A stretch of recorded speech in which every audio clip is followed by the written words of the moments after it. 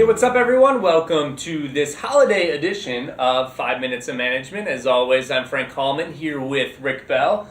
Rick, do anything special to celebrate the holidays? Nothing at all. I am staying local as can be. I've been traveling a lot this fall, as I mentioned in the past, and I am just ready to just kick back, enjoy a few days off, and just hang out. Sounds good. Yeah, so this is our last show of the year. It is. Unless you're going to be here on Christmas Eve. No. I'm not going to be. Have you gotten all your Christmas gifts yet? Oh, yeah. That's done. If you haven't gotten your Christmas gifts, you know what make great stocking stuffers? Registration for Workforce Live. That would be a good one. So we're coming to Boston, April 15th. A week after that, we'll be in New York City. Then we'll be closing out the month in Washington, D.C. So we're getting speakers signed up pretty quickly. The events are all shaping up to be real solid. So if you're in any of those areas, be sure to check out Workforce Live. I'll make sure to get that for my mom. Yeah, you should get it for your mom. Yeah, She'd appreciate that. She'd love that. So what we got going on the news front? Well, Frank, so just within the past few days, the Cadillac tax, which we've talked about a number of times on this show, has been kicked down the road once again. So Congress, and it's a great move for employers, Congress has delayed implementation of the Cadillac tax by 2 years. So it was supposed to be put into effect in 2018, January of 2018. Now it's not going to go into effect until January 2020. So again, a win for employers, because it's been said that pretty much 1 in 4 employers' healthcare plans would fall under the effect of the Cadillac tax, which is a 40% excise tax on healthcare, on certain healthcare plans. The more, what were supposed to be the more lofty healthcare plans, but as it turned out, so many healthcare plans were falling under the potential ramifications of it. So it's saving people money? At this point, it's going to save employers money. Whether it's going to save employees money, it's more that they're still going to be able to have hopefully affordable care through their employers. Good to hear. Well, a couple of interesting news stories for you, both of which dealing with companies in the Silicon Valley area. For starters, the Seattle City Council basically instituted a measure this week that would allow Uber and Lyft drivers to unionize, which continues to kick the can on this story. Basically, it comes down to two things, Rick. One thing. Are Uber drivers employees or independent contractors? Because according to the Seattle City Council, they're saying they're employees and they have the right to unionize.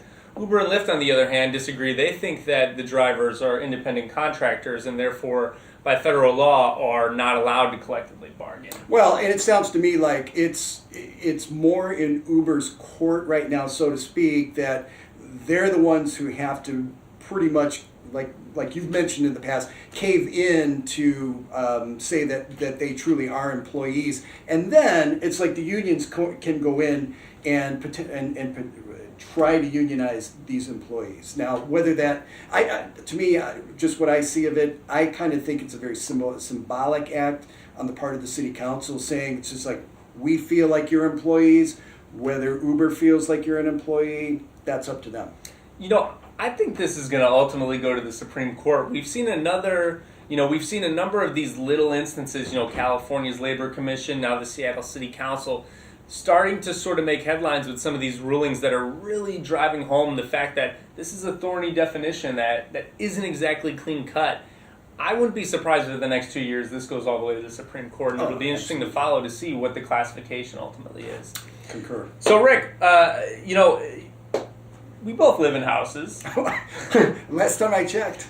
Wouldn't it be nice if the company would give us money to live closer to work? Yeah, because it would be pretty expensive to live in downtown Chicago. I would think so. Well, Facebook, the past year, has been paying employees at least $10,000 to move closer to their office in Palo Alto.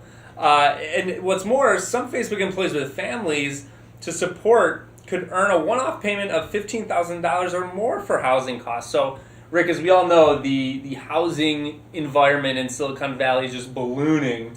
Prices are out of control. People can't afford to live there. Even people, making 6 figures for tech companies Facebook is trying to draw those people back in closer to the office with these little bonuses. Does this help? If you're looking at first and last months on a little crackerjack rental unit, maybe in Silicon Valley, it's just like, yeah, I really, honestly, I see it as kind of a drop in the bucket. It's a very nice gesture on their part, and I hope it works, but I don't know that that's going to entice people to move closer to the office. And ultimately, what's the end game there? You know, why do you want people to live close to the office? So that they can drive in? Is that it? I mean, because you have to look at a company like Facebook that they encourage people to be out of the office. I mean, with work-life balance initiatives, paid time off initiatives. I'm thinking that this is just more a gesture on their part to just give employees a little bit more money, entice them in during their recruiting process. Yeah, it'll be interesting to see. You know, for one thing, you got a lot of tech companies out there with their buses congesting the roads. I mean, this may be an effort for Facebook to sort of ease some of that congestion. Say, hey, if you live in San Francisco, come back to Palo Alto and live close to us. Yeah, and go cheer for Stanford. Yeah. So Rick, what do we got to level us off? So all right, so Frank, some really breaking news out of London. The tree at Trafalgar Square, the Christmas tree, the holiday tree in Trafalgar Square is tilting, and it's because of nasty weather lately. But according to officials in London, there's no real danger to the tree or to anybody who's in Trafalgar Square. And the tree in Trafalgar Square has its own Twitter handle. So you can follow through Trafalgar Tree, at Trafalgar's Tree, and see the travails of the tree. So, yeah, so it's like if you really want to see what's happening with the tree, how much it's listing or tilting, whatever you want to say, you can find out. Just follow it on We'll Twitter. follow those developments and update the readers promptly. Yeah, along with Santa and his sleigh and everything, you can follow the tree. Awesome. Mm-hmm. Well, that's all we've got for this week's edition. And this year.